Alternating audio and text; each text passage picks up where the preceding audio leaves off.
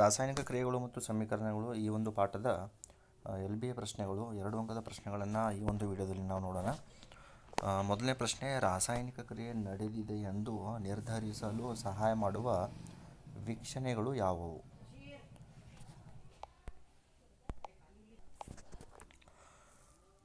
ರಾಸಾಯನಿಕ ಕ್ರಿಯೆ ನಡೆದಿದೆ ಎಂದು ನಿರ್ಧರಿಸುವ ಅಂಶಗಳು: ಬಣ್ಣದ ಬದಲಾವಣೆ, ಸ್ಥಿತಿ ಬದಲಾವಣೆ, ತಾಪದಲ್ಲಿ ಬದಲಾವಣೆ,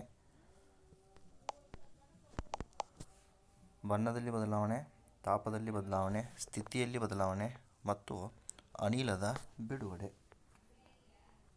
ಪ್ರಶ್ನೆ 2, ಸಂಯೋಗ ಕ್ರಿಯೆ ಎಂದರೇನು? ಒಂದು ಉದಾಹರಣೆ ಕೊಡಿ. 2 ಪ್ರತಿವರ್ತಕಗಳು ಸೇರಿ ಒಂದೇ ಉತ್ಪನ್ನ ಉಂಟಾಗುವ ರಾಸಾಯನಿಕ ಕ್ರಿಯೆಯನ್ನು ಸಂಯೋಗ ಕ್ರಿಯೆ ಎನ್ನುವರು. ಒಂದು ಪ್ರತಿವರ್ತಕಗಳು ಸೇರಿ ಒಂದು ಹೊಸ ವಸ್ತು ಉತ್ಪತ್ತಿಯಾಗುವ ರಾಸಾಯನಿಕ ಕ್ರಿಯೆಯನ್ನು ಸಂಯೋಗ ಕ್ರಿಯೆ ಎನ್ನುವರು. ನೆಕ್ಸ್ಟ್ ಕ್ವಶನ್, ವಿಭಜನೆ ಕ್ರಿಯೆ ಎಂದರೇನು? ವಿಭಜನೆ ಕ್ರಿಯೆಯು ಸಂಯೋಗ ಕ್ರಿಯೆಯ ವಿರುದ್ಧ ಕ್ರಿಯೆಯಾಗಿರುತ್ತದೆ. ಅಂದರೆ ಒಂದು ಪ್ರತಿವರ್ತಕವು 2 ಉತ್ಪನ್ನಗಳಾಗಿ ವಿಭಜನೆಯಾಗುವುದನ್ನು ನಾವು ವಿಭಜನೆ ಕ್ರಿಯೆ ಅಂತ ಕರಿತೀವಿ. ಸಂಯೋಗ ಕ್ರಿಯೆ ಮತ್ತು ವಿಭಜನೆ ಕ್ರಿಯೆಯು ಒಂದನ್ನೊಂದು ವಿರುದ್ಧ ಕ್ರಿಯೆಯಾಗಿರುತ್ತದೆ. ನೆಕ್ಸ್ಟು, ಸ್ಥಾನಪಲ್ಲಟ ಕ್ರಿಯೆ ಎಂದರೇನು? ಒಂದು ಉದಾಹರಣೆ ಕೊಡಿ. ಹೆಚ್ಚು ಕ್ರಿಯಾಶೀಲವಾಗಿರುವ ಧಾತು ಕಡಿಮೆ ಕ್ರಿಯಾಶೀಲವಾಗಿರುವ ಧಾತುವನ್ನು ಸ್ಥಾನಪಲ್ಲಟ ಮಾಡುವ ರಾಸಾಯನಿಕ ಕ್ರಿಯೆಯನ್ನು ರಾಸಾಯನಿಕ ಸ್ಥಾನಪಲ್ಲಟ ಕ್ರಿಯೆ ಎನ್ನುವರು. ಉದಾಹರಣೆಗೆ, ತಾಮ್ರದ ಸಲ್ಫೇಟ್ ಪ್ಲಸ್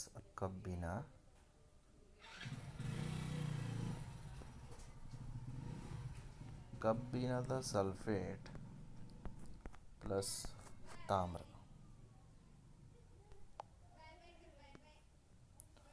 ನೆಕ್ಸ್ಟ್ ಕ್ವಶನ್, ಕಬ್ಬಿಣದ ಮೊಳೆಯನ್ನು ತಾಮ್ರದ ಸಲ್ಫೇಟ್ ದ್ರಾವಣದಲ್ಲಿ ಮುಳುಗಿಸಿಟ್ಟಾಗ ಬಣ್ಣ ಬದಲಾಗುವ ಕ್ರಿಯೆಯ ರಾಸಾಯನಿಕ ಸಮೀಕರಣ ಬರೆಯಿರಿ.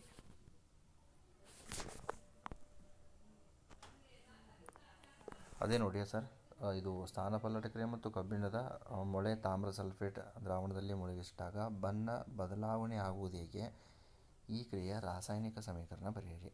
ಉದಾಹರಣೆಗೆ ಇಲ್ಲಿ ನೋಡ್ರಿ, ಕಬ್ಬಿಣದ ಮೊಳೆ ಅಂದರೆ Fe, ತಾಮ್ರ ಸಲ್ಫೇಟ್ ಅಂದರೆ CuSO4. ಬಣ್ಣ ಏಕೆ ಬದಲಾವಣೆ ಆಗ್ತೈತಪ್ಪ ಅಂದ್ರೆ ಹೆಚ್ಚು ಕ್ರಿಯಾಶೀಲವಾಗಿರುವ ಧಾತು ಕಬ್ಬಿಣ ಕಡಿಮೆ ಕ್ರಿಯಾಶೀಲವಾಗಿರುವ ತಾಮ್ರವನ್ನು ಸ್ಥಾನಪಲ್ಲಟಗೊಳಿಸುತ್ತದೆ. ಆದ್ದರಿಂದ ಬಣ್ಣದಲ್ಲಿ ಬದಲಾವಣೆ ಆಗುತ್ತದೆ. ನೀಲಿ ಬಣ್ಣದಿಂದ ಹಸಿರು ಬಣ್ಣಕ್ಕೆ ಪರಿವರ್ತನೆ ಆಗುತ್ತದೆ. Next, FeSO4 plus CuSO4 plus Fe ಈ ರಾಸಾಯನಿಕ ಕ್ರಿಯೆ ಜರುಗಲು ಸಾಧ್ಯವೇ? ಇಲ್ಲ, ಈ ಒಂದು ರಾಸಾಯನಿಕ ಕ್ರಿಯೆ ಜರುಗುವುದಿಲ್ಲ. ಯಾಕಂದರೆ ಕಬ್ಬಿಣ ಹೆಚ್ಚು ಕ್ರಿಯಾಶೀಲ, ತಾಮ್ರ ಕಡಿಮೆ ಕ್ರಿಯಾಶೀಲ. ತಾಮ್ರ ಇದನ್ನು ಸ್ಥಾನಪಲ್ಲಟಗೊಳಿಸಲು ಸಾಧ್ಯವಿಲ್ಲ. ಇನ್ನು ದ್ವಿಸ್ಥಾನಪಲ್ಲಟ ಕ್ರಿಯೆ ಎಂದರೇನು? ಒಂದು ಉದಾಹರಣೆ ಕೊಡಿ. ಪ್ರತಿವರ್ತಕಗಳ ನಡುವೆ ಅಯಾನುಗಳ ವಿನಿಮಯ ನಡೆದರೆ ಅಂತಹ ರಾಸಾಯನಿಕ ಕ್ರಿಯೆಯನ್ನು ದ್ವಿಸ್ಥಾನಪಲ್ಲಟ ಕ್ರಿಯೆ ಎನ್ನುವರು. ಈಗಾಗಲೇ 1ನೇ ಪ್ರಶ್ನೆಯಿಂದ ಯಾವ್ಯಾವ ಉತ್ತರಗಳನ್ನು ಹೇಳಿದ್ದೀನಿ ಆ ಎಲ್ಲ ಉತ್ತರಗಳು ಇದಾವೆ ನೋಡಿರಿ. 32, 33, 34, 35 ಉದಾಹರಣೆಗಳ ಜೊತೆಗೆ 36, 37 ಈಗ ನಾವು ಬಂದಿರೋದು 38. ಪ್ರತಿವರ್ತಕಗಳು ತಮ್ಮ ಅಯಾನುಗಳನ್ನು ಪರಸ್ಪರ ವಿನಿಮಯ ಮಾಡಿಕೊಳ್ಳುವುದರಿಂದ ಉಂಟಾಗುವ ರಾಸಾಯನಿಕ ಕ್ರಿಯೆ. Na2SO4 BaCl2 BaSO4 2NaCl ದ್ವಿಸ್ಥಾನಪಲ್ಲಟ.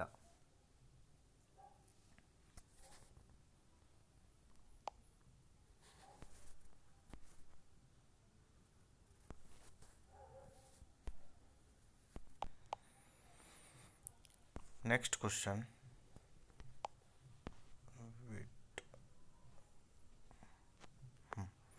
ಸೀಸದ nitrate ದ್ರಾವಣಕ್ಕೆ ಪೊಟ್ಯಾಸಿಯಂ ಅಯೋಡೈಡ್ ದ್ರಾವಣವನ್ನು ಸೇರಿಸಿದಾಗ ಯಾವ ಬಣ್ಣದ ಪ್ರಕ್ಷೇಪಣ ಉಂಟಾಗುತ್ತದೆ? ಹಳದಿ ಬಣ್ಣದ ಪ್ರಕ್ಷೇಪಣ ಉಂಟಾಗುತ್ತದೆ, ಅದು ನೈಟ್ರೋಜನ್ ಆಕ್ಸೈಡ್. ಈ ನೆಕ್ಸ್ಟ್ ಕ್ವಶನ್, ಅದರ ಮುಂದೆ ಇದು ಯಾವ ವಿಧದ ರಾಸಾಯನಿಕ ಕ್ರಿಯೆಗೆ ಉದಾಹರಣೆ ತಿಳಿಸಿ. ಇದು ದ್ವಿಸ್ಥಾನಪಲ್ಲಟಕ್ಕೆ ಉದಾಹರಣೆಯಾಗಿದೆ. ನೆಕ್ಸ್ಟ್ ಕ್ವಶನ್, ಸೀಸದ ನೈಟ್ರೇಟ್ ಕಾಯಿಸಿದಾಗ ಬಿಡುಗಡೆಯಾಗುವ ಕಂದು ಬಣ್ಣದ ಧೂಮವನ್ನು ಹೆಸರಿಸಿ. ಅದು ಕಂದು ಬಣ್ಣದ ಧೂಮವು nitrogen oxide.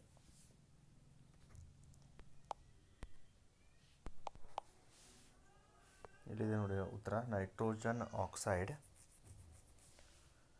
PbNO3 ಕಾಸಿದಾಗ 2PbO NO2 plus O2 nitrogen oxide ಅದು. ನೆಕ್ಸ್ಟ್ ಅಂತರೋಷ್ಣಕ ಕ್ರಿಯೆ ಉಷ್ಣ ಬಿಡುಗಡೆಯಾಗುವ ರಾಸಾಯನಿಕ ಕ್ರಿಯೆಯನ್ನು ಅಂತರೋಷ್ಣಕ ಕ್ರಿಯೆ ಅಂತ ಕರಿತೇವೆ. ಅಲ್ಲಿ ಕ್ಯಾಲ್ಸಿಯಂ ಕಾರ್ಬೋನೇಟನ್ನು ಕಾಯಿಸಿದಾಗ ಕ್ಯಾಲ್ಸಿಯಂ ಮತ್ತು ಕಾರ್ಬನ್ ಡೈಆಕ್ಸೈಡ್ ಬಿಡುಗಡೆಯಾಗುತ್ತದೆ.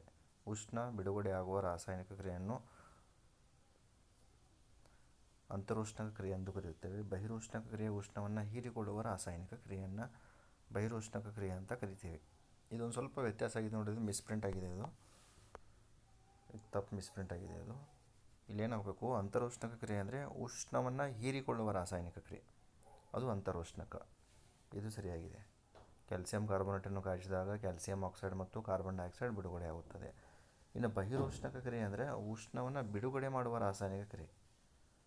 ಮೀಥೇನ್ ಮತ್ತು ಆಕ್ಸಿಜನ್ ಸೇರಿ ಕಾರ್ಬನ್ ಡೈಆಕ್ಸೈಡ್, ನೀರು ಮತ್ತು ಶಾಖ ಉತ್ಪತ್ತಿ ಆಗುತ್ತದೆ. ಇದು ಮಿಸ್ಪ್ರಿಂಟ್ ಆಗಿದೆ ಇಲ್ಲಿ.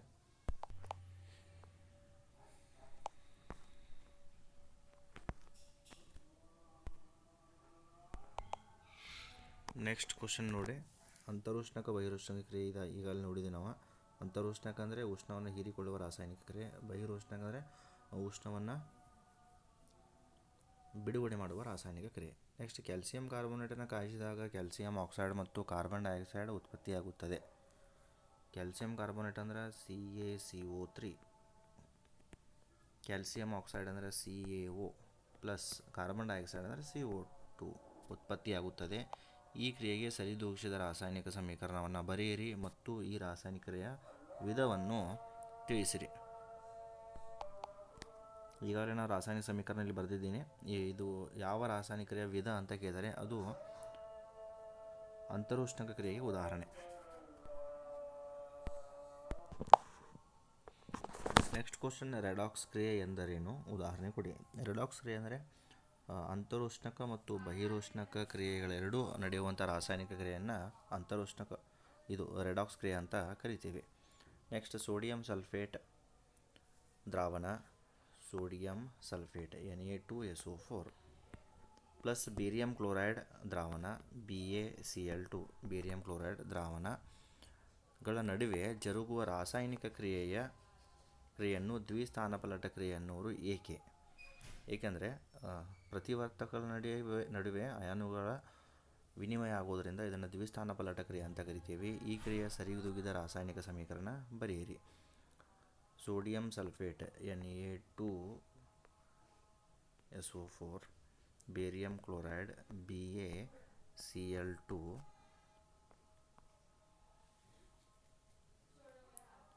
ಇಲ್ಲೇನು ಉತ್ಪತ್ತಿ ಆಗುತ್ತದೆ,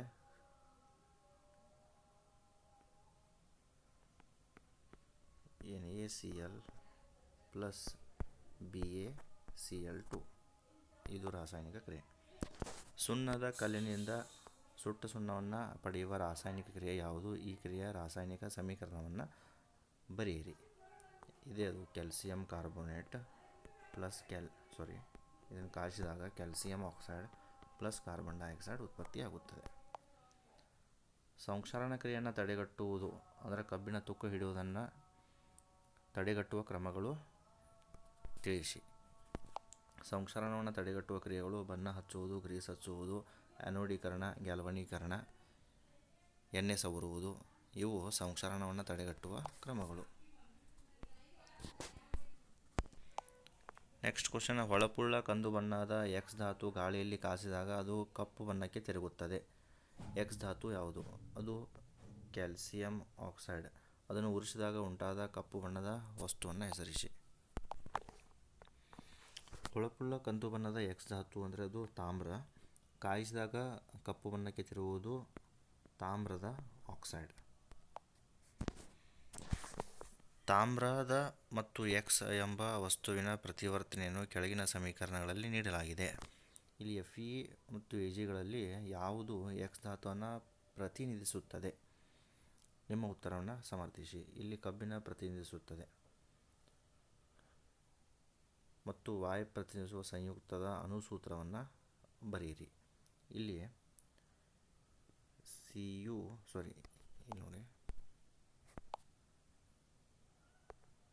ಇಲ್ಲಿ X ಜಾಗದಲ್ಲಿ Fe ಬರೀಬೇಕು.